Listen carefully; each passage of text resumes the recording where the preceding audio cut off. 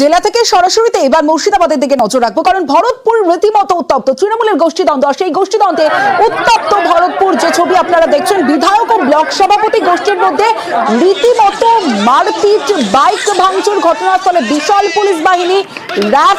ভরতপুর মুর্শিদাবাদের ছবি দেখছেন।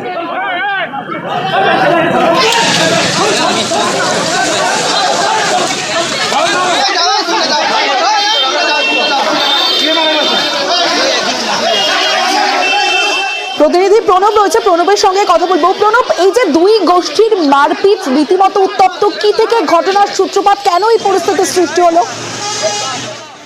দেখো, আজকে ভরতপুরের যে বিধায়ক রয়েছেন হুমায়ুন কবির, তারই অনুগামীরা একটি বাইক মিছিল করে এবং শীতগ্রাম থেকে বাইক মিছিলটা শুরু হয়। তারপরে যখন ভরতপুর বাস স্ট্যান্ডের কাছে আসে, সেই ভরতপুর বাস স্ট্যান্ডের কাছে একটি ব্লক সভাপতির পার্টি অফিস রয়েছে।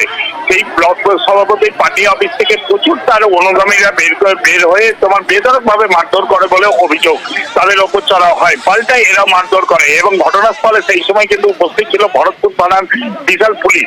তারপর পুলিশও কিন্তু বেধড়কভাবে মারধর করে কোনো সময় লাঠিচার্জ করে পরিস্থিতি শান্ত করে এবং দুই পক্ষের মারপিটে কিন্তু উত্তপ্ত হয়ে ওঠে ভরতপুর বাস স্ট্যান্ডের এলাকা চত্বরে।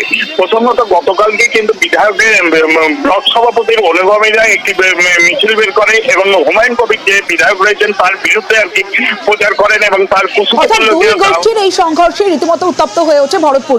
বেশ প্রণব।